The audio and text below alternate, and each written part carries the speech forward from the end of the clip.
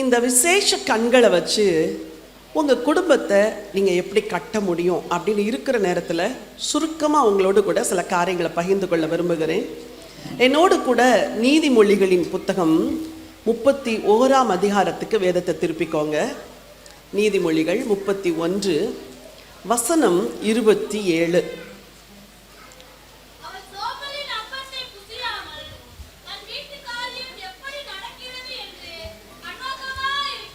அவள் சோம்பலின் அப்பத்தை புசியாமல் தன் வீட்டு காரியம் எப்படி நடக்கிறது என்று எப்படி இருக்கிறாள்? நல்லா சொல்லுங்க. கண்ணோக்கமா இருக்கிறாள். அவ ரொம்ப கவனமா எல்லாத்தையும் பார்க்கிறா அப்படின்னு பைபிள் சொல்லுது.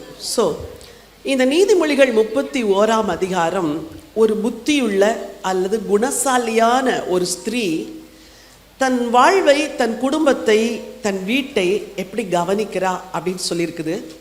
இதிலிருந்து நீங்கள் புரிந்து கொள்ளக்கூடிய விதத்தில் சில ஆலோசனைகள் உங்களுக்கு நான் சொல்ல விரும்புகிறேன். 5 காரியங்களை நீங்கள் லைஃப்பில் ஹேண்டில் பண்ண பழகணும். என்ன செய்ய பழகணும்? கையாள பழகணும். என்ன செய்யணும்? வசனம் சொல்லுது, அவள் தன் வீட்டு காரியம் எப்படி நடக்கிறது என்று கண்ணோக்கமாக இருக்கிறாளாம். வாழ்க்கையில் முதல்ல நீங்கள் உங்களை ஹேண்டில் பண்ண பழகணும். யாரை ஹேண்டில் பண்ண பழகணும்? உலகத்திலே உங்களை கண்ட்ரோல் பண்ணுறது தான் உங்களுக்கு ரொம்ப கஷ்டம். முழிக்கணும்னு நினைப்பீங்க, கூட 2 மணி நேரம் தூங்கிடுவீங்க. சாப்பிடக்கூடாதுன்னு நினைக்கிறீங்க, ஆனால் சாப்பிட்றீங்க.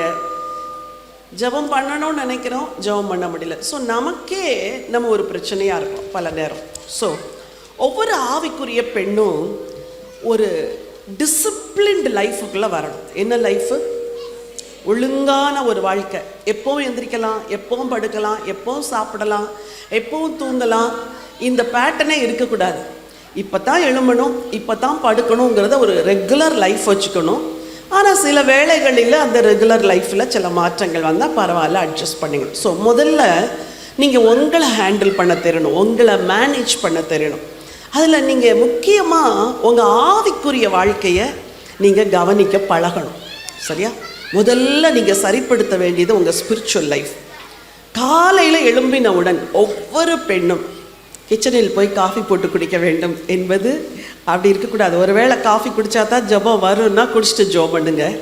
ஆனால் காலையில் ஒரு குறிப்பிட்ட நேரம், அரை மணி நேரமோ 3/4 மணி நேரமோ 1 மணி நேரமோ, அது உங்கள் வளர்ச்சிக்கு தகுந்தாப்பில் நீங்கள் ப்ரேயர் பண்ண பழகணும். சரியா?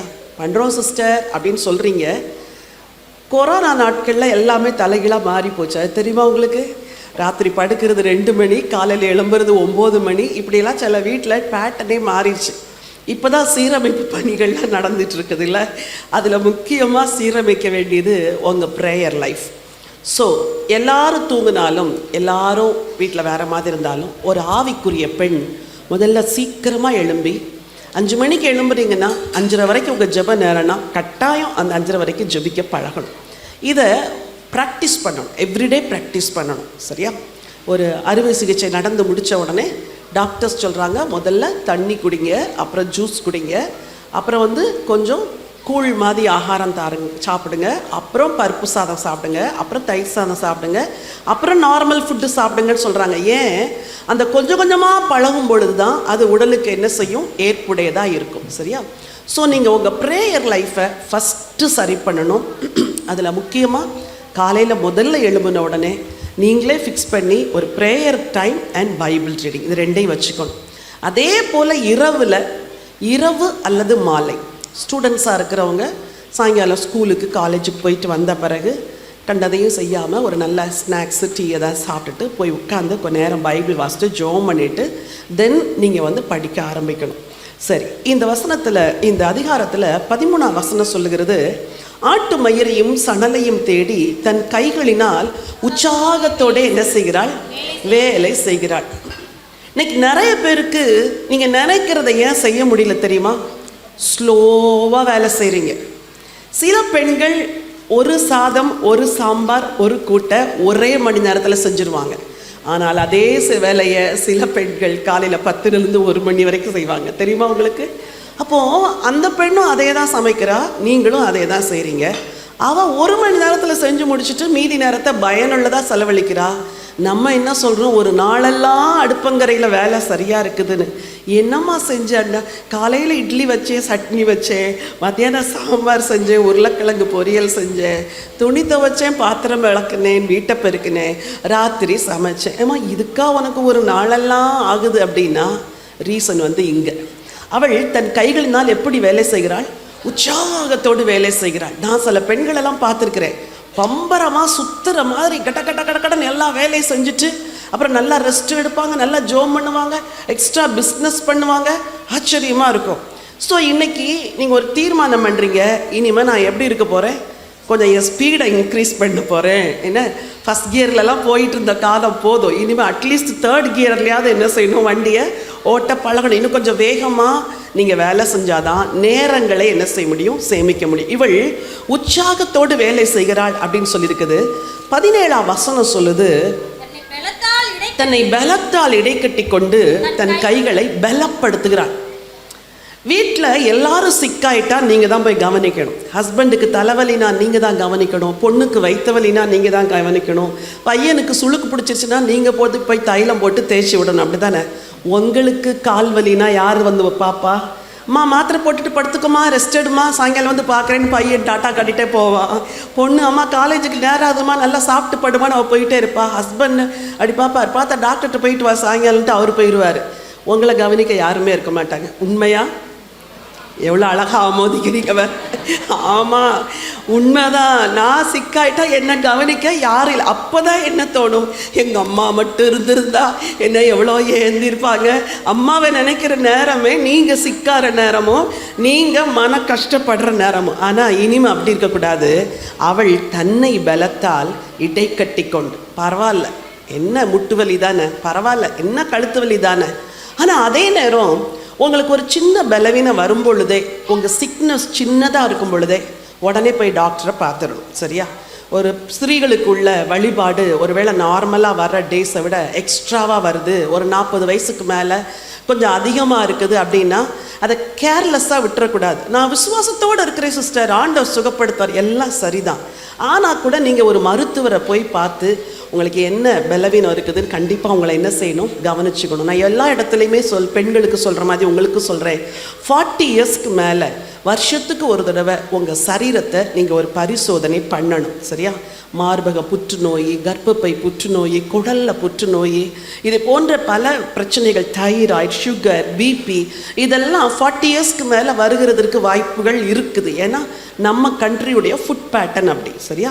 ஸோ நீங்கள் ஒரு சின்ன பலவீனம் வரும் பொழுதே அதை உடனே பார்த்து சரி பண்ணணும். தன்னை பலத்தினால் இடைக்கட்டி கொள்ளுகிறாள் அப்படின்னு சொல்கிற வசனத்தின்படி நீங்கள் உங்களையே என்ன செஞ்சுக்கணும், கேர் பண்ணிக்கணும். அதே நேரத்தில் உங்களுக்கு தேவையான சில சத்து குறைபாடுகள் இருக்கும் பொழுது கொஞ்சம் சுயநலமாகவும் என்ன செய்யணும், உங்களுக்குன்னு கொஞ்சம் கால்சியம் டேப்லெட்டு, கொஞ்சம் அயன் டேப்லெட்டு, விட்டமின் டேப்லெட்ஸ் இதெல்லாம் வாங்கி ஒரு இடத்துல வச்சுட்டு உங்களை நீங்களே பார்த்துக்கணும். இதுதான் உங்களை ஹேண்டில் யோர் செல்ஃப், உங்களை நீங்களே கவனிச்சுக்கிறது, உங்கள் லைஃப்பை நீங்களே பார்த்துக்கிறது. சரி, வசனம் சொல்லுது, 25வது வசனம் அழகா சொல்லுது. நீதிமொழிகள் 31:25, இருக்கிறது, வருங்காலத்தை பற்றியும் மகிழுகிறார். ஒன்று கவனிச்சுக்கோங்க, பிரச்சனை இல்லாத நாள் அப்படின்னு உங்களுக்கு என்னைக்காவது இருந்திருக்குதா லைஃப்ல? 30, 40 வயசு, 50 வயசு, 25 வயசு, 17 வயசு, எல்லா வயசு இருக்கிறீங்க. என்றாவது ஒரு நாள் பிரச்சனை இல்லாமல் இருந்திருக்கிறீங்களா வாழ்க்கையில்? கல்யாணம் ஆகலைன்னு பிரச்சனை, கல்யாணம் ஆன பிறகு குழந்தை பிறக்கலன்னு பிரச்சனை, குழந்தை பிறந்த பிறகு குழந்தை சாப்பிடலன்னு பிரச்சனை, குழந்தை நல்லா சாப்பிட்டு 3 வயசு ஆனவுடனே எந்த ஸ்கூலில் போடுறதுன்னு பிரச்சனை, ஸ்கூலில் போட்ட உடனே பிள்ளை படிக்க மாட்டேங்குதுன்னு பிரச்சனை, இல்லை அப்புறம் வளர்ந்து வரும்போது வால் பண்ணுதுன்னு பிரச்சனை, அப்புறம் டிவி பார்க்குது, அதை பார்க்குது, இதை பார்க்குதுன்னு பிரச்சனை, புருஷன் ரட்சிக்கப்படலைன்னு பிரச்சனை, அப்புறம் பிள்ளைகள் வளர்ந்து அதுக்கு கல்யாணத்துக்குன்னு ஜெபம் பண்ணணும் பிரச்சனை, கல்யாணம் ஆன பிறகு அதுக்கு குழந்தை இல்லைன்னு அதுக்கு பிரச்சனை. அப்போ ஒரு பெண் தன்னுடைய புத்தி தெளிந்த வருஷத்திலிருந்தே ஒவ்வொரு காரியத்தை குறித்து ஒரு கவலை வந்துட்டே இருக்குது. நீங்கள் இன்னைக்கு ஒரு தீர்மானம் எடுக்கணும். வசனம் சொல்லுது, அவள் தன் வருங்காலத்தை பற்றி என்ன செய்கிறாள், மகிழுகிறாள். அப்படின்னா சந்தோஷமாக இருக்க பழகணும். சந்தோஷமாக இருக்கணும் அப்படிங்கிறது நமக்கு காரியங்கள் சரியாக நடக்கிறதுனால நம்ம சந்தோஷமாக இருக்கிறது இல்லை, நம்ம அந்த சூழ்நிலைமைகளுக்கு மத்தியிலும் நம்ம எடுக்கிற தீர்மானத்தினால தான் நம்ம சந்தோஷமாக இருக்க முடியும். இப்போ நான் உங்களுக்கு முன்னாடி நின்று இவ்வளோ சந்தோஷமாக பிரசங்கம் பண்ணுறேனே, எனக்கு பிரச்சனைகள் இல்லாமல் இருக்குதா? இப்போ சென்னை போனேன்னா அங்கே வரிசையாக எல்லாம் நிற்கும் பிரச்சனைகள்லாம், ஊழிய பிரச்சனை, குடும்ப பிரச்சனை எல்லாமே இருக்கும். இதெல்லாம் தூக்கிக்கிட்டு தான் நம்ம ஓடுறோம். அப்போது ஒரு தீர்மானம் பண்ணணும்னா, கவலையோடு தூக்கிட்டு ஓடுறத விட எப்படி தூக்கிட்டு ஓட போகிறேன்? சந்தோஷமாக பரவாயில்ல, வர்றது வரட்டும், ஆண்டவர் பார்த்து கொள்வார், நடக்கிறது நடக்கட்டும். இப்படி ஒரு முரட்டு விசுவாசம் உங்களுக்கு என்ன செய்யணும்? வேணும். கர்த்தர் பார்த்துக்குவாருங்க, அது என்ன தலை முழுகிறவா போகுது, ஆண்டவர் பார்த்து கொள்வார். இந்த ஒரு மகிழ்ச்சி உங்களுக்கு இருந்துட்டாலே, இந்த மகிழ்ச்சி விசுவாசத்தோடு கூடிய மகிழ்ச்சியாக இருக்கணும். சரியா? அப்போது இந்த வசனத்தில் வாசிக்கிறோம், அவள் தன்னை பலத்தினால் இடைகட்டி கொள்ளுகிறாள், தன் வருங்காலத்தை குறித்து மகிழுகிறாள். முதல்ல உங்கள் ஆவிக்குரிய வாழ்க்கை, உங்கள் மனநிலைமை, உங்கள் சரீரம், உங்கள் சிந்தை, உங்கள் சுகம், உங்கள் சந்தோஷம், இதை குறித்து நீங்கள் ரொம்ப கவனமாக இருந்து உங்களை மெயின்டைன் பண்ணணும். ரெண்டாவது, ஒவ்வொரு பெண்ணும் மெயின்டைன் பண்ண வேண்டிய காரியம் அவளுடைய நேரம். சொல்லுங்க, எது? Time management. பெரிய பெரிய கார்ப்பரேட் கம்பெனிஸ்லாம் டைம் மேனேஜ்மெண்ட்டை பற்றி பேசுகிறதுக்கே ஆட்களை கூப்பிடுவாங்க. ஒரு முறை ஒருத்தர் அப்படி கூப்பிட்டு அவருக்கு எல்லாம் கொடுத்துருக்குறாங்க. அப்போ கேட்டேன், எவ்வளவு அவருக்கு கொடுத்தாங்க இந்த மாதிரி கம்பெனியில் பேசுகிறான்? ஒரு செஷனுக்கு 1 லட்சம் ரூபாய் கொடுப்போம் எங்கள் கம்பெனியில் அப்படின்னாரு. யோசித்தேன், என் வேதம் எல்லாத்தையும் சொல்லியிருக்குப்பா, ஒரு பைபிளை வாங்கி கொடுங்கப்பா அவங்க கம்பெனியில் இருக்கிறவங்களுக்கு. இது அழகாக அன்றாட வாழ்க்கையில் எல்லாத்தையும் எப்படி மேனேஜ் பண்ணுறது, மெயின்டைன் பண்ணுறதுன்னு சொல்லித்தருது. ஸோ உங்களுக்கு டைமை மேனேஜ் பண்ண தெரியணும். சொல்லுங்கள், எல்லாருக்கும் எத்தனை மணி நேரம் தான் உலகத்தில்? ஏசப்பாவுக்கே எத்தனை மணி நேரம்? நம்ம நிறைய நேரம் என்ன நினைக்கிறோம், எனக்கு மட்டும் இன்னும் கொஞ்சம் நேரம் இருந்திருந்தா நான் அதை செஞ்சுருப்பேன், இன்னும் கொஞ்சம் நேரம் இருந்தால் இதை செஞ்சுருப்பேன், இது அப்போவே தெரிஞ்சிருந்தா அதை செஞ்சுருப்பேன், இப்போவே தெரியலை இதை செய்யலை. இப்படி நம்ம டைமை பிளேம் பண்ணுறமே ஒழிய, கர்த்தர் கொடுத்த அந்த 24 மணி நேரத்தில் எதை செய்யணுமோ அதை செய்ய தவறுகிறோம். இன்னொரு பகுதி, இள வயதிலே இயேசுவுக்காக வாழாமல் முதிர் வயதில் இயேசுக்கு இருதயத்தை ஒப்பு கொடுத்தீங்கன்னா வேஸ்ட்டு. சரியா? அது வேஸ்ட்டு. அப்புறம் 50 வயசுக்கு மேலெல்லாம் ஆடி ஓடி ஒன்றும் செய்ய முடியாது. அதனால் இங்கே இருக்கிற எல்லா யங்கர்ஸையும் சொல்கிறேன், if you want to do something for God, உன் யங்கர் ஏஜ்ல என்ன செஞ்சிடணும்? செஞ்சிடணும். இயேசுவுக்கு இருதயத்தை அப்புறம் ஒப்பு கொடுப்பேன் அப்படிலாம் சொல்லாதீங்க, இப்போ ஒப்பு கொடுங்க. இப்போ கொடுத்தாதான் இயேசுவுடைய அன்பை ருசிக்கவும் இயேசுவுக்காக வாழவும் ஒரு காலம் நமக்கு இருக்கும். சரி, டைம் மேனேஜ்மெண்ட்ல இந்த பெண் நமக்கு என்ன கற்றுக் கொடுக்கிறாள்? 31:15 வாசிங்க. இருட்டோடே எழுந்து தன் வீட்டாருக்கு ஆகாரம் கொடுத்து தன் வேலைக்காரிகளுக்கு படி அளக்கிறாள். இருட்டோடே எழுந்து தன் வீட்டாருக்கு ஆகாரம் கொடுக்கிறாள். இருட்டுன்னா உங்க ஊர்ல எத்தனை மணிக்குமா? சத்தமா சொல்லுங்க. ஓ, 6 மணிக்கு. சரி, ஆனா நமக்கு எப்போ இருட்டு? 4 மணிக்கா? பாருங்க எவ்வளோ அழகா பதில். 6 மணிக்கா இருட்டு? 4 மணிக்கே விடிய ஆரம்பிச்சிருதுமா. 4:30 இன்னைக்கு காலையில் இங்கே ஜன்னல்லாம் லைட் வந்துருச்சு. ஸோ இருட்டுன்னா என்னது? 4 மணி தான் இருட்டு. அவள் இவ்வளோ சக்ஸஸ்ஃபுல்லாக இருக்கிறதுக்கு காரணம், அவள் ஏர்லி பேர்டாக இருக்கிறாள். அவள் சீக்கிரமாக எழும்புறாள். சீக்கிரமாக எழும்ப பழகி பாருங்களேன். டயர்டாக இருந்தால், நீங்கள் வேலைக்கு போகாத பெண்ணாக இருந்தால் பகலில் எங்கேயாவது ஒரு 1/2 மணி நேரம் ஸ்க்யூஸ் பண்ணி தூங்கி உங்கள் பாடியை மேனேஜ் பண்ணிக்கலாம். சரியா? ஸோ இருட்டோடே எழுந்து அவள் டைமை கரெக்டாக மேனேஜ் பண்ணுறா. அதோடு கூட அவள் செய்கிற பல காரியங்களை இங்கே நம்ம பார்க்குறோம். 12வது வசனம் வாசிங்க. அவள் உயிரோடு இருக்கிற நாளெல்லாம் அவளுக்கு தீமையை அல்ல நன்மையே செய்கிறாள். சரி, ஒரு வசனம் வாசிங்க. 18வது வசனம் வாசிங்க. தன் வியாபார பிரயோஜனம் உள்ளதென்று அறிந்திருக்கிறாள், இரவிலே அவள் விளக்கு அணையாதிருக்கும். அதாவது இருட்டோடே எழும்புறா, இரவு வரைக்கும் பிஸியா இருக்கிறா. எனக்கு ரொம்ப ஆச்சரியமா இருந்தது. நீங்க பகல்ல எவ்வளவு நேரம் சும்மா இருக்கிறீங்க? எவ்வளோ நேரம் சும்மா இருக்கிறீங்களே? எவ்வளோ நேரம் சீரியல் பார்க்குறீங்க? அது நடக்குது சிஸ்டர், அது ஒரு பக்கம் ஓடுது அப்படின்னு சொன்னால் இன்னைக்கு ஸ்டாப் பண்ணணும் சீரியல் பார்க்குறத. சரியா? உங்கள் நேரங்களை பயனுள்ளதாக செலவழிக்கணும். இங்கே இவ்வளோ பிரசங்கம் கேட்டுட்டு நீங்கள் போய் டிவியில் உட்காந்து சீரியலை பார்த்தனுங்க ஆண்டவருடைய ஆசீர்வாதத்தை பெற முடியாது. இந்த பெண் காலையில் எழும்புறா, இரவு வரைக்கும் உழைக்கிறாள். அவள் என்னதெல்லாம் மேனேஜ் பண்ணுறா அப்படின்னு பார்த்தா 12வது வசனத்தில் வசனம் சொல்லுது, அவள் உயிரோடு இருக்கும் நாளெல்லாம் அவனுக்கு தீமையை அல்ல நன்மையை செய்கிறாளாம். அவளுடைய லைஃப் டைம் கமிட்மெண்ட் என்ன தெரியுமா? என் ஹஸ்பண்டுக்கு நான் நல்லது செய்யணும், என் ஹஸ்பண்டுக்கு நல்லது செய்யணும். மனைவிகளாக இருக்கிறீங்க, உங்கள் கணவனுக்கு எல்லா நாளும் நன்மையவே செய்கிறீங்களா? அவருடைய பிஸ்னஸில் நீங்கள் கொஞ்சம் ஹெல்ப் பண்ணுறீங்களா? அவருடைய ஊழியத்தில் உதவியாக இருக்கிறீங்களா? சிலருக்கு கணவர் என்ன வேலை செய்கிறாருன்னே தெரியாது. அவர் ஏதோ ஆஃபீஸ்க்கு போகிறாரு சிஸ்டர், வராரு சிஸ்டர், அப்படி இல்லை. கொஞ்சம் அவர் என்ன செய்கிறாருன்னு தெரிந்து அதில் உதவி செய்கிற பெண்ணாக இருக்கணும். நன்மையவே செய்கிறாள். அநேக ஹஸ்பண்டுகள் இந்த நாட்களில் ஹார்ட் அட்டாக், பேரலிசிஸ், இல்லை ஸ்ட்ரோக் இதெல்லாம் வருதா? சுகர் 40 வயசு ஆனோடனே சொல்கிறார், எனக்கு சுகர் வந்துருச்சு சிஸ்டர், எனக்கு பிபி வந்துருச்சு சிஸ்டர். டாக்டர்ஸ்கிட்ட போய் கேட்டு பார்த்தீங்கன்னா முதல்ல சொல்லுவாங்க ஃபுட் பேட்டர்னை மாற்றுங்க அப்படின்னு சொல்லுவாங்க. இந்த ஃபுட் பேட்டர்னை செய்கிறது யார்? நம்ம தான் சொல்லாங்க, நான் தான் செய்கிறேன் அப்படின்னு சொல்லுங்க. ஆமாம், நான் தான்மா செய்கிறேன். தோசையில் 1 கரண்டி எண்ணெய்க்கு 1/2 கரண்டி எண்ணெய் ஊற்றுறதுக்கு 2 கரண்டி எண்ணெய் ஊற்றுறீங்க, அப்படி தானே? நான்ஸ்டிக் தாவா வாங்கி இனிமேல் எல்லாரும் தோசை செய்ய பழகுங்க, சரியா? சிக்கனை கிரேவியாக வைங்க, எப்போவுமே சிக்கனை ஃப்ரையாக செய்யாதீங்க. அப்புறம் மட்டன் வாங்கினா கொஞ்சம் கொழுப்பு போடுங்க அப்படிங்கிறீங்க. எதுக்கு? கொழுப்பு போட்டால் தான் டேஸ்ட்டாக. இந்த கொழுப்பு ஏறித்தான் அவருக்கு என்ன வந்துருச்சு?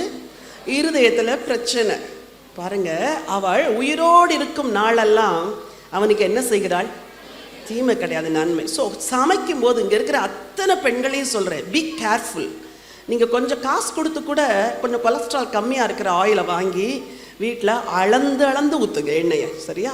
அளந்து ஊற்றுங்க. அதுபோல் குறைவான விலை இருக்கிற காய்களை வாங்கி நிறைய செஞ்சு கொடுங்க. நான்வெஜ் மட்டுமே கொடுக்காதீங்க, கொஞ்சம் வெஜ்ஜெல்லாம் கொடுங்க, கொஞ்சம் பயரெல்லாம் கொடுங்க, கீரைகளெல்லாம் கொடுங்க.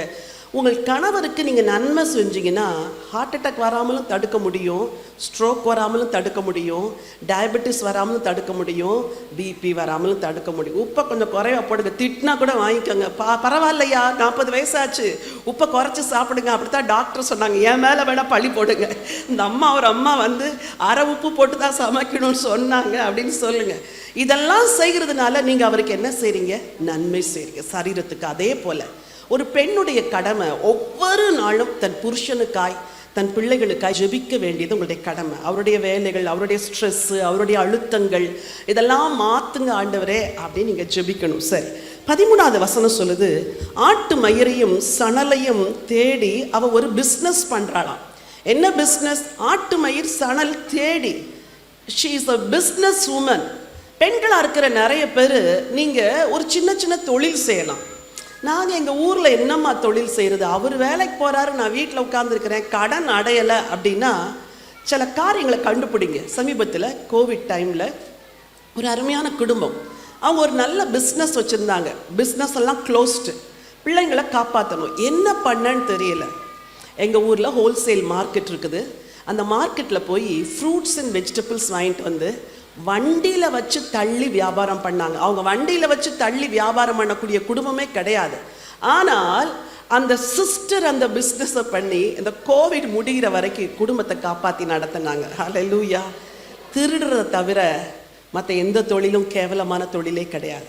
நீங்கள் கேட்கணும், ஆண்டவரே நான் ஏதாவது ஒரு சின்ன ஒரு பிஸ்னஸ் பண்ணணும்னு நினைக்கிறேன், எனக்கு உதவி செய்யுங்கன்னு கேட்டால் கடவுள் உங்களுக்கு நல்ல ஆலோசனை தருவார். இந்த பெண் பல பிஸ்னஸ் செய்கிறா. ஆட்டு மயிரையும் சணலையும் தேடி செய்கிறா. அப்புறம் தன் கையை ராட்டினத்தில் வைக்கிறாள். தன் கையின் சம்பாத்தியத்தினால் திராட்சை தோட்டத்தை வாங்குகிறாள். நிறைய பிஸ்னஸ் பண்ணுறா. She is a multi talented woman.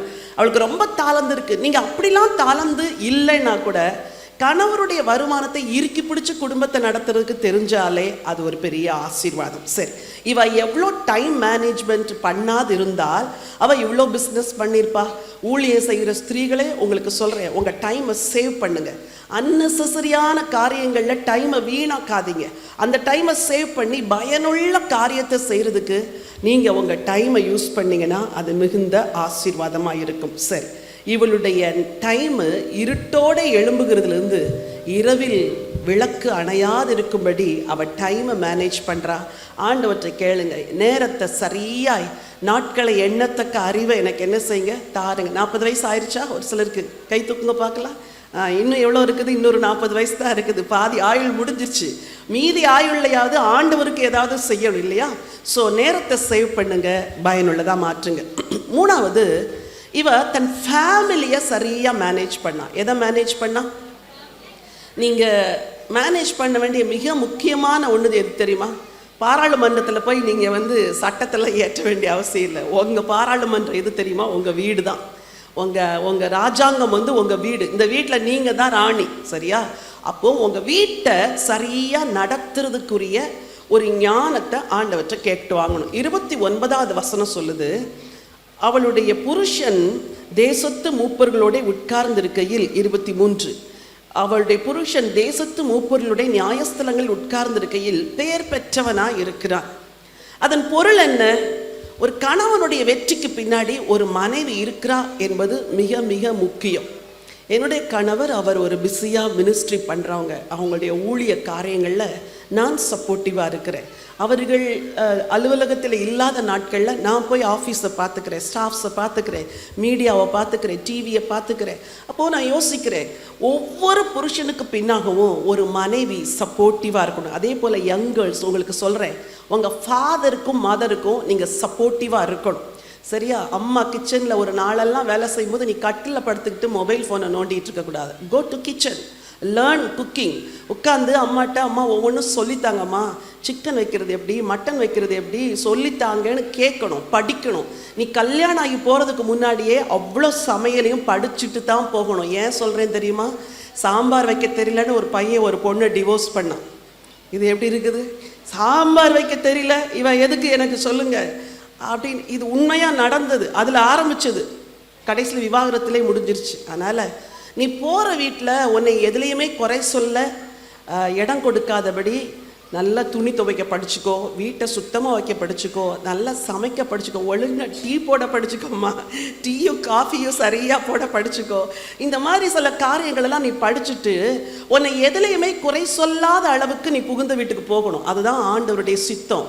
அம்மாங்க பொண்ணுங்களுக்கு அதை சொல்லி கொடுங்க. என் பொண்ணு ஸ்கூலுக்கு போச்சுங்க, படிச்சுதுங்க, அப்புறம் காலேஜுக்கு போச்சுங்க, அப்புறம் வேலைக்கு போயிடுச்சுங்க, சமைக்கிறதுக்கு எங்கெங்க நேரம் இருந்துச்சு. இந்த பாட்டை ஒருத்தரும் பாடக்கூடாது. நாளைக்கு பொண்ணு அழுதுகிட்டு வீட்டில் வந்து உட்கார்ந்தா அப்போ நீங்கள் வருத்தப்படுறீங்களே. வாழாத பிள்ளைங்க எவ்வளோ பேர் வந்து நிற்கிறாங்க. பேசிக் ரீசன்ஸ், கணவரோடு எப்படி வாழுவது, புகுந்த வீட்டில் அவங்க எல்லாரும் எப்படி அட்ஜஸ்ட் பண்ணி நடக்கிறது, எப்படி விட்டு கொடுக்கறது. சில பிள்ளைங்க என்ன செய்கிறாங்க, படிக்கிறாங்கல்ல, படிப்பில் இருக்கிற டெக்னிக்ஸை தான் புது வீட்டில் போய் பயன்படுத்துகிறாங்க. ஆண்டி இதெல்லாம் என்ன இப்படி செய்யணும்னா நான் எப்படி ஆண்டி செய்வேன்? எப்படி செய்வேனா? நீ ஒரு புகுந்த வீட்டுக்கு போனால் நீ தாம்மா அதை செய்யணும். அது ஆஃபீஸு. நீ ஆஃபீஸில் ஒரு பெரிய போஸ்டில் இருக்கலாம், ஆஃபீஸில் சிஇஓவாக இருக்கலாம், ஆஃபீஸில் ஹெச்ஆராக இருக்கலாம்.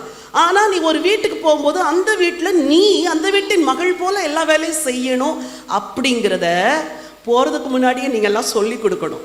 இதை சொல்லாததுனால எவ்வளோ சிக்கல்கள் தெரியுமா? கிறிஸ்தவ குடும்பங்களில் தான் இன்னைக்கு எவ்வளோ பிரச்சனை. புருஷன்ட்ட கேட்ட அவள் அடங்க மாட்டேங்கிறா அப்படின்னு சொல்கிறான், கீழ்ப்படிய மாட்டேங்கிறா. ஆண்டி எங்கள் அம்மாவுக்கு சமைச்சு கொடுத்தா என்ன ஆண்டி, நான் சமைக்க மாட்டேன், அதெல்லாம் என் வேலை இல்லை, நான் வேணால் சம்பளம் கொடுக்குறேன், ஒரு ஆளை வையின்னு சொல்கிறேன் ஆண்டி. இந்த பிரச்சனைகள்லாம் வராதபடிக்கு உங்கள் பிள்ளைங்களை, ஃபேமிலியை, மதர்ஸ் நீங்கள் மேனேஜ் பண்ணணும். உங்கள் பெண் பிள்ளைகளையும் அதே போல் ஆண் பிள்ளைகளையும், சரியா? ஆண் பிள்ளைகள்னால் அராஜகம் பண்ணுறதுக்கு வளர்க்கக்கூடாது. ஏய் கீழ்ப்பட்டியிலன்னா போடுறா 2 அப்படின்னு சொல்கிற அம்மாங்க எவ்வளோ பேர் இருக்கிறாங்க தெரியுமா? அவள் கீழ்ப்பட்டியிலனா விட்டுரு, வேற பொண்ணை பார்த்து கல்யாணம் பண்ணுறேன். இந்த மாதிரி உங்கள் பிள்ளைங்களை, ஆம்பளை பிள்ளைங்களை வளர்க்கக்கூடாது.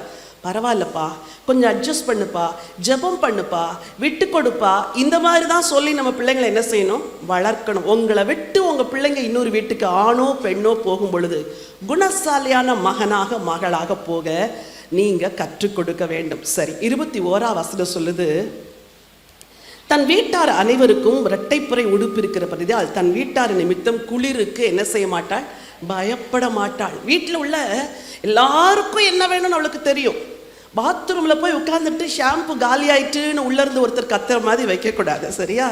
ஷாம்பு முந்தின நாளே காலி ஆயிடுச்சுன்னு தெரியும்ல, பேஸ்ட்டு முந்தின நாளே இவ்வளோதான் இருக்குதுன்னு தெரியும். அப்போ என்ன செஞ்சு வைக்கணும், வாங்கி வைக்கணும். வாரம் வாங்கினாலும் சில சமயம் அதே செலவு தான், மாதத்துக்கு வாங்கினாலும் அதே செலவு தான். ஒரு மாதம் இறுக்கி பிடிச்சி அடுத்த மாதம் ஃபுல் மந்த்துக்கு வாங்கி உள்ளே வைங்க. சில வேளைகள் உங்கள் கையில் பணம் இருந்தால் 2 மாதத்துக்கு சேர்த்து வைங்க. அது முடிய போகும்போது எது காலியாக இருக்குது, எது தேவை, எது வேணும், கணவனுக்கு எது வேணும், ஷேவிங் க்ரீம் வேணுமா, ரேசர் வேணுமா, பையனுக்கு எது வேணும், பொண்ணுக்கு எது வேணும், இதெல்லாம் பார்த்து வீட்டை குறித்து கவனம் உள்ளவளாக இருக்கிறாள். ஒரு வீட்டில் பாத்ரூமில் உள்ள ஹேண்டில் சரியாக ஒர்க் பண்ணலை, சரியா? அந்த பொண்ணு பல நாள் சொல்லியிருக்குது, அம்மா ஹேண்டில் சரி பண்ணுங்க, சரி பண்ணு. இந்த அம்மா காதிலே வாங்கவே இல்லை. ஒரு நாள் உள்ளே மாட்டிக்கிட்டாங்க, திறக்கவே முடியல, வீட்டில் ஒருத்தர் இல்லை. மாட்டிக்கிட்ட ஆள் சாயங்காலம் வரைக்கும் பாத்ரூம்குள்ளே உட்காந்துருக்கு. இந்த நிலைமை எப்படி சாயங்காலம் வந்து வீடே வெடிச்சு, நான் எத்தனை நாள் சொன்னேன் பாத்ரூமில் ஹேண்டில் இல்லைன்னு, நீங்கள் ஏன் மாற்றலை? தப்பு யார் மேலே? நம்ம மேலே தான் இல்லை. சில விஷயங்களை இம்மீடியட்டாக கேஸ் ஸ்டவ்வில் பிரச்சனைனா உடனே மாற்றிடணும்.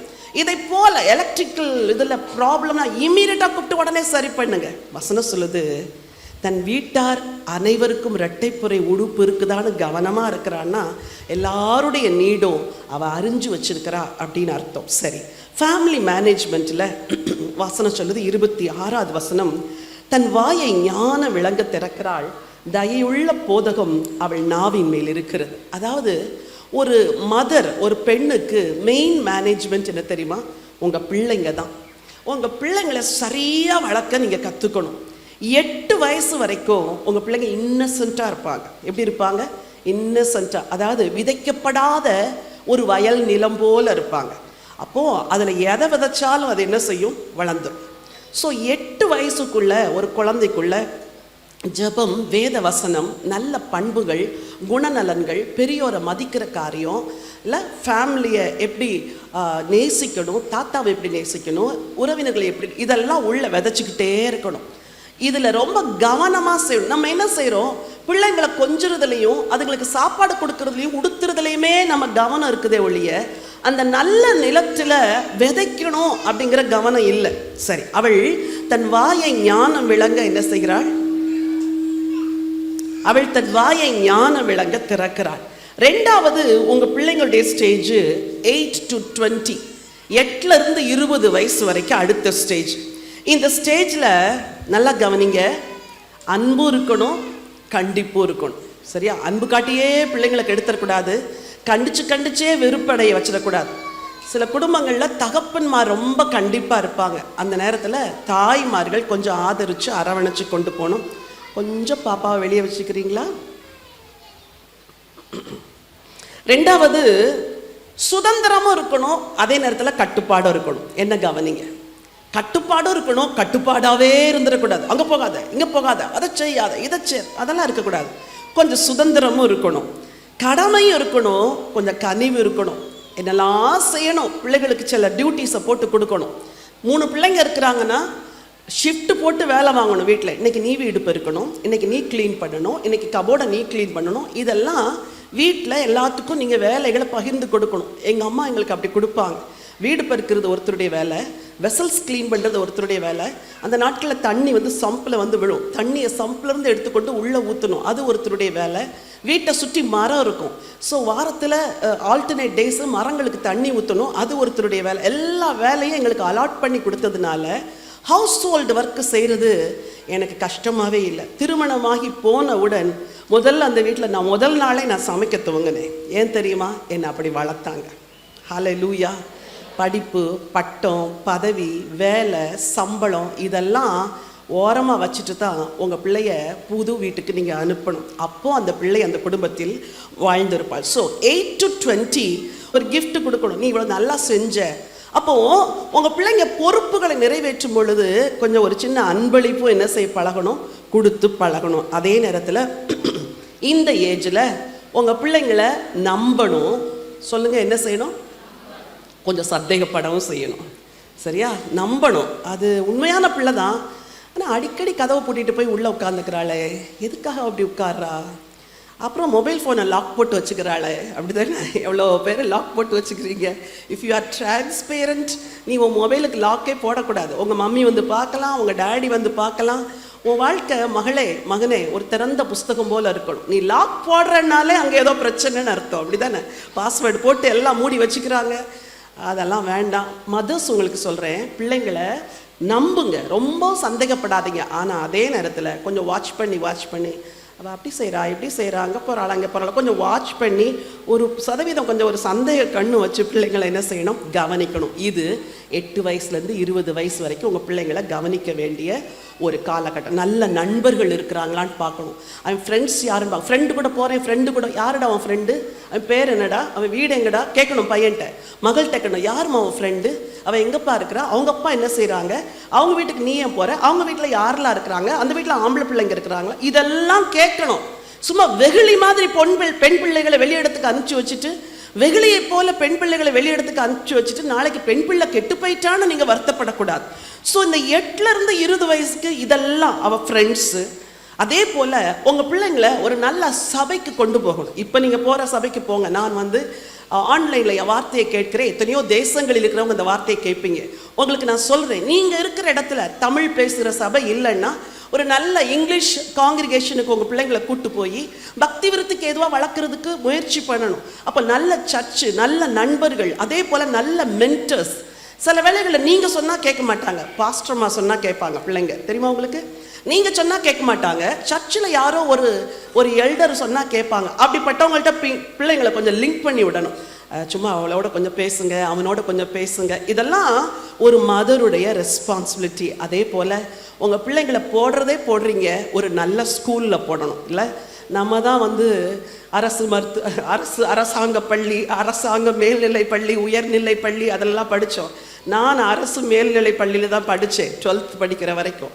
அப்புறம் மெடிக்கல் காலேஜ் போகிறேன். நல்லா படித்ததுனால மெடிசன் பண்ணேன்.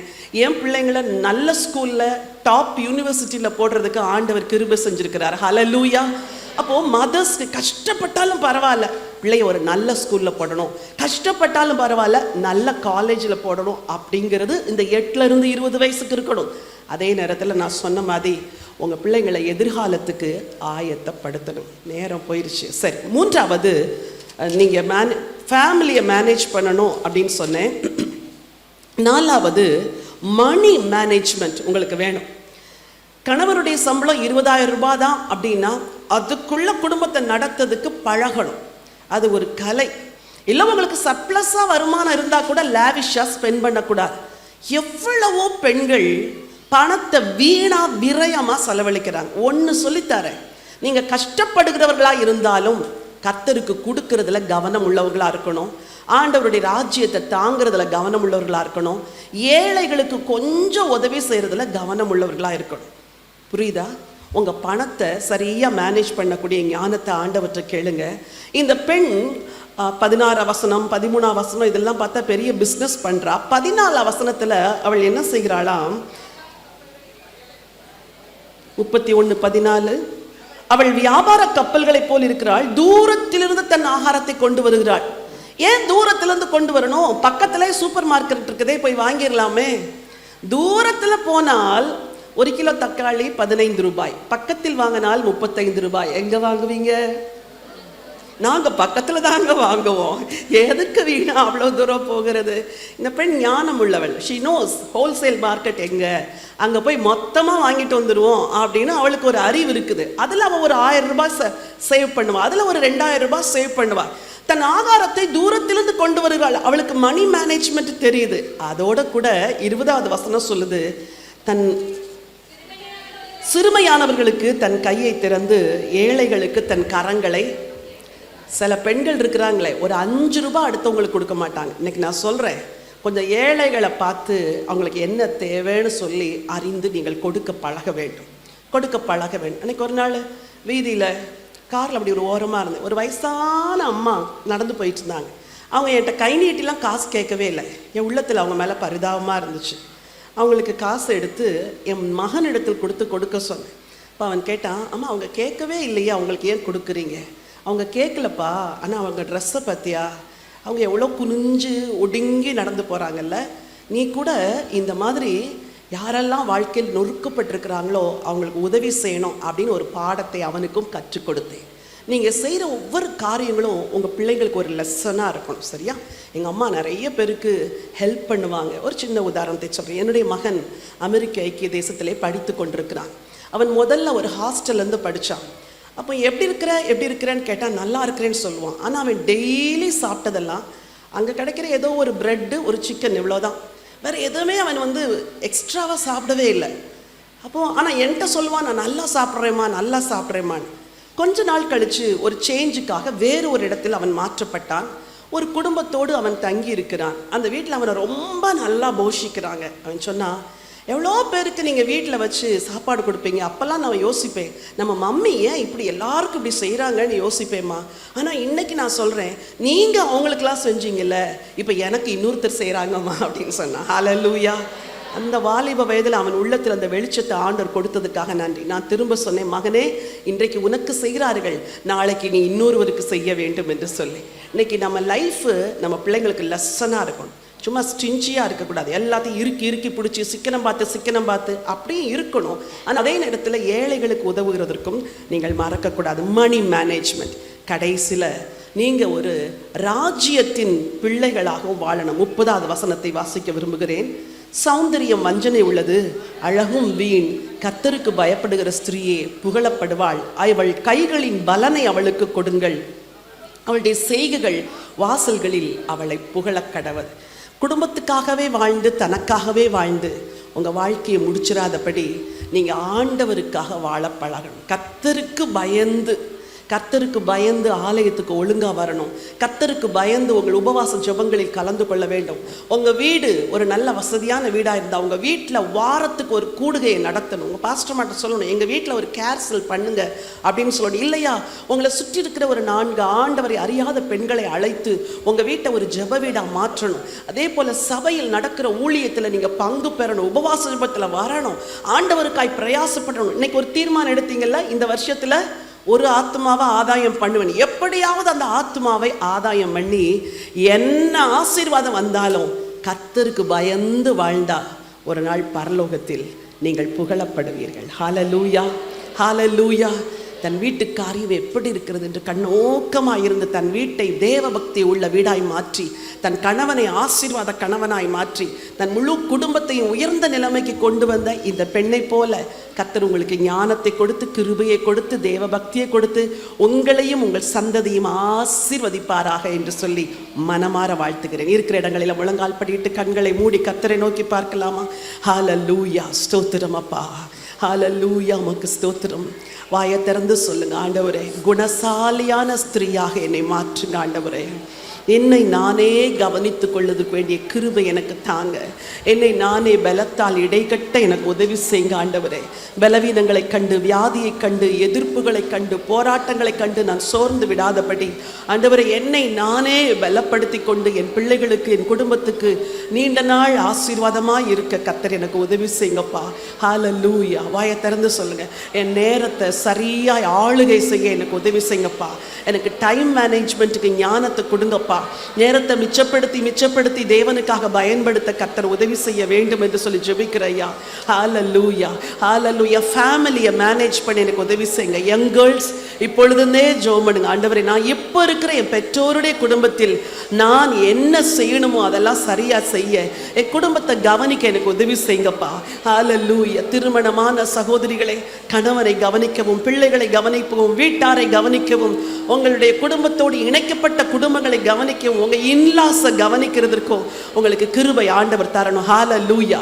இந்த மாலை வேளையில கிருபையை ஊற்றுகிறார். இந்த மாலை வேளையில கிருபையை ஊற்றுகிறார். இந்த மாலை வேளையில கிருபையை ஊற்றுகிறார். ஹல்லேலூயா. பணத்தை கையாள கிருபை, குடும்பத்தை கையாள கிருபை, தேவனுக்கு பயப்பட கிருபை, தேவனுக்காய் வாழ கிருபை இயேசுவின் நாமத்தில் உண்டாகட்டும் ஆண்டவரே. சௌந்தரியம் வஞ்சனை உள்ளது, அழகும் வீண், கர்த்தருக்கு பயப்படுகிற ஸ்திரீயை புகழப்படுவாள் என்றது போல ஒவ்வொருவரையும் புகழப்படுகிற ஸ்திரீயாய் மாற்றுங்க. உங்க ஞானம் ஒவ்வொருவரை நிரப்பட்டு ஆண்டவரே, உங்க கிருபை ஒவ்வொருவரை நிரப்பட்டு ஆண்டவரே, உம்முடைய பலன் ஒவ்வொருவரை நிரப்பட்டு, உம்முடைய ஆசீர்வாதத்தால் உம்முடைய ஜனத்தை நிரப்பும்படியா ஜெபிக்கிறேன் அப்பா. ஹல்லேலூயா. கடைசியாக நம்ம எல்லாரும் கூடி இருக்கிற அந்த நேரத்தில் வேதம் சொல்லுது, 2 பேர் 3 பேர் ஒருமனப்பட்டால் பரலோகத்தில் இருக்கிற தேவனால் அது அவர்களுக்கு உண்டாக இருக்கும் என்று. What is your need? உங்க குடும்பத்தின் மிக முக்கியமான 3 தேவைகளை கர்த்தர்ட்ட கொண்டு வாங்க பார்க்கலாம். வலது கரத்தை உயர்த்திக்கோங்க. அது உங்க குடும்ப ரட்சிப்பாக இருக்கலாம், அல்லது குடும்பத்தில் உள்ள கடன் பிரச்சனையா இருக்கலாம், யாராவது சுகவீனப்பட்டு அவர்களுடைய சுகத்துக்காக நீங்க ஜெபிக்கலாம். 3 மிக முக்கியமான காரியம். கீபோர்டு வாசிப்பாங்க. ஹல்லேலூயா, ஹல்லேலூயா. வாயை திறந்து ஆண்டவரை ஜெபம் பண்ணுங்க. ஹல்லேலூயா. ஆண்டவரே, நாங்கள் ஏக இருதயத்தோடு இந்த கூடுகையின் இந்த கடைசி நிமிஷத்தில் எங்கள் குடும்பத்துக்காக ஜெபம் பண்ணுறோம் ஆண்டவரே. ஏசு கிறிஸ்துவின் நாமத்தினால வாயை திறந்து சொல்லுங்க. கொஞ்ச நேரம் அந்நிய பாஷையில நிரம்பி ஜெபம் பண்ணுங்க. கர்த்தர் உங்கள் தேவைகளை சந்திக்க உண்மையுள்ளவர். கர்த்தர் உங்கள் தேவைகளை சந்திக்க உண்மையுள்ளவர். உங்க குடும்பத்துக்கு நன்மைகள் வரும். ஆண்டவர் நன்மையை செய்ய போதுமானவர். ஹல்லேலூயா. ஸ்தோத்திரம் ஆண்டவரே. ஹல்லேலூயா. ரிபாலா ஷாந்தா ராகபாதா ரஷிகாராதா சி மேஜர் ரபா ரபா ஷக்கரா பா ஷக்கரா ஏபாலா ஷாந்தாராபா ஏசு கிறிஸ்துவின் நாமத்தினாலே ஒவ்வொரு குடும்பத்துக்கும் உம்முடைய பிள்ளைகளுடைய குடும்பத்தின் ஆசீர்வாதத்திற்காக உம்முடைய அடியாள் மன்றாடி ஜெபிக்கிறேன் அப்பா. உடைய குடும்பத்தின் பிரச்சனை எதுவோ, இவர்கள் பாரங்கள் எதுவோ உங்க சமூகத்துல கொண்டு வருகிறோம். ஜெபத்தை கேட்கிறவரே, எல்லாரும் சொல்லுங்க, ஜெபத்தை கேட்கிறவரே, ஜெபத்தை கேட்கிறவரே, என் ஜெபத்தை கேளுங்கப்பா. என் கண்ணீரின் ஜெபத்துக்கு இன்னைக்கு பதில் தாங்க. குடும்பத்துல ரட்சிப்பு குடும்பத்துல ரட்சிப்பு உண்டாகட்டும், சமாதானம் உண்டாகட்டும். உங்க பிள்ளைங்க என்ன காரியத்தை கேட்கிறாங்களோ இன்றைக்கு கர்த்தர் பரத்திலிருந்து அந்த தேவைகளை சந்திப்பீராக. ஏசு கிறிஸ்துவின் நாமத்தினாலே, ஏசு கிறிஸ்துவின் நாமத்தினாலே பரத்திலிருந்து உதவி வரட்டும், உதவி வரட்டும். எல்லா தடைகளும் மாறட்டும். ஆசீர்வாதத்தை தடை பண்ணுகிற சத்துருடைய குறிகளை உடைக்கிறேன். ரட்சிக்கப்படாதபடி இருக்கிற எல்லா தடைகளும் உடைவதாக. குடும்ப சமாதானத்துக்கு விரோதமாக இருக்கிற சத்துருடைய குறிகளை அழிக்கிறேன் ஆண்டவரே. இயேசுவின் நாமத்தில் ஆசீர்வாதம் வருவதாக, ஆசீர்வாதம் வருவதாக, ஆசீர்வாதம் வருவதாக. ஹalleluya, ஹalleluya. ஜெபத்தை கேட்கிறவர், இந்த ஜெபத்தை கேளுங்கப்பா. இந்த விண்ணப்பத்துக்கு பதில் கொடுங்க, இந்த மன்றாட்டுக்கு பதில் கொடுங்க. உன் விண்ணப்பத்தை கேட்டேன், உன் கண்ணீரை கண்டேன் என்று சொன்ன அதே வார்த்தைப்படி உடைய ஜனத்துடைய விண்ணப்பத்தை கேட்டு கண்ணீரை கண்டதற்காக உமக்கு ஸ்தோத்திரம். நன்றி, நன்றி ஆண்டவரே, நன்றி ஆண்டவரே, நன்றி ஆண்டவரே. ஹalleluya. ஆசீர்வாத நிறைவோடு அனுப்புங்க, சந்தோஷத்தோடு அனுப்புங்க. உம்முடைய ஜனங்கள் வாழ்க்கையில சந்தோஷம் வரட்டும், சமாதானம் வரட்டும், நிறைவு வரட்டும் ஆண்டவரே. உம்முடைய ஜனங்களை திருப்தியா அனுப்புங்க ஆண்டவரே. நன்றி ஆண்டவரே, நன்றி அப்பா. ஹalleluya.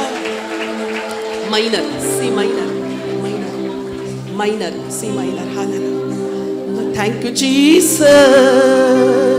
முழு உள்ளத்தோடு ஆராதிப்பேன், முழு பலத்தோடு அன்பு கூறுவேன். ஆராதனை ஆராதனை ஆராதனை ஆராதனை. உம்மை முழு உள்ளத்தோடு ஆராதிப்பேன், முழு பலத்தோடு அன்பு கூறுவேன். ஆராதனை ஆராதனை ஆராதனை ஆராதனை.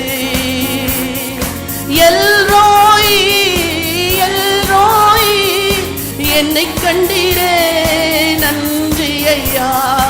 எல்ரோய் எல்ரோய், என்னை கண்டீரே நன்றி ஐயா. என்னை கண்டீரே நன்றி ஐயா. உம்மை முழு உள்ளத்தோடு ஆராதிப்பேன், முழு பலத்தோடு அன்பு கூறுவேன். ஆராதனை ஆராதனை ஆராதனை ஆராதனை. அபிஷேக நதி ஊற்றப்படுவதாக. உம்முடைய பிள்ளைகள் ஒவ்வொருவரையும் உம்முடைய ஆசீர்வாதத்தினால் நிறைத்து அனுப்புங்க, அபிஷேகத்தால் நிறைத்து அனுப்புங்க, கிருபையால் நிறைத்து அனுப்புங்க.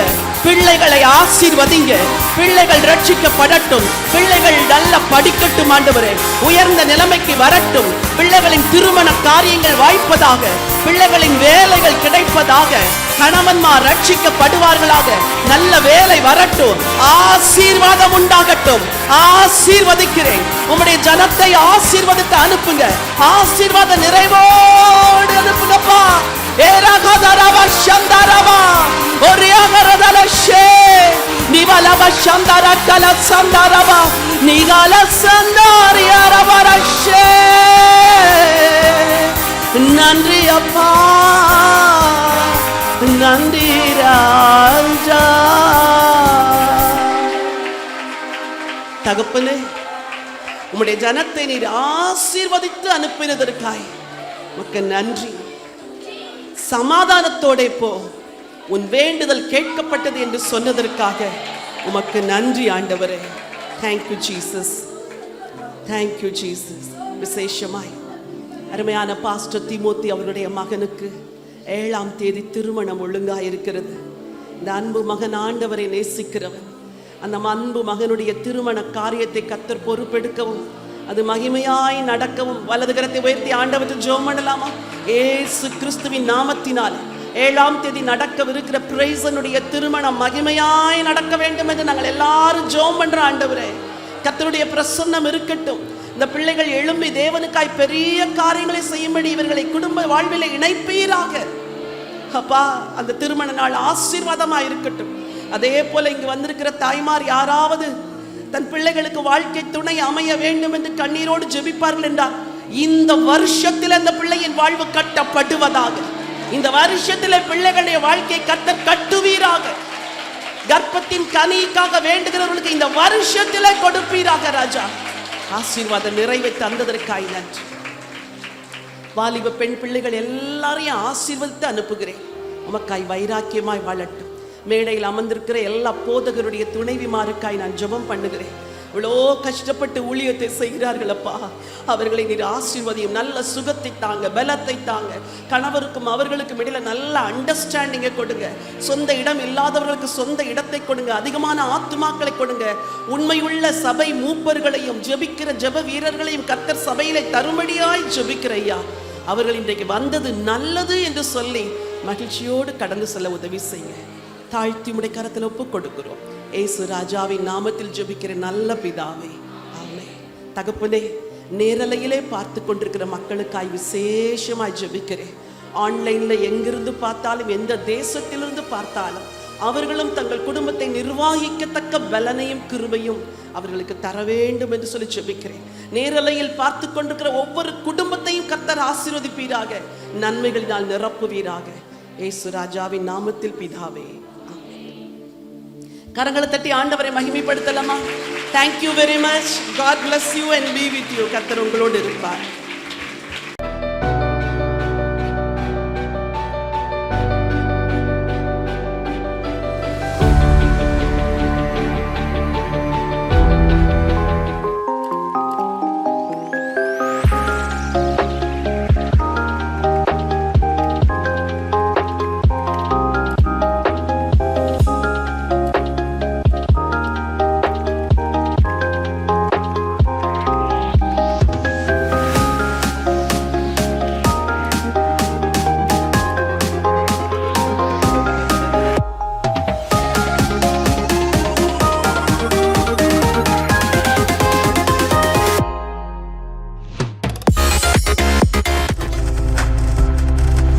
நீங்கள் பார்த்துக் கொண்டிருப்பது உங்கள் ஜாய் டிவி. உங்கள் துக்கம் சந்தோஷமாய் மாறும்.